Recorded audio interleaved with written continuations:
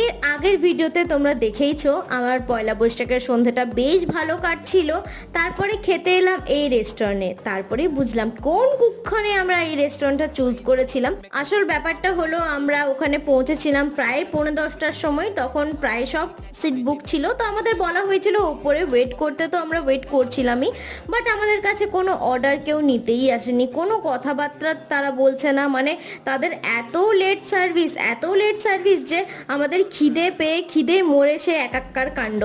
Order তো অনেক কিছুই করা হয়েছিল, মকটেল থেকে ডেজার্ট সব কিছুই অর্ডার করা হয়েছিল, কিন্তু তারা দিতে পারবে না বলে লাস্টে হাত জোর করে।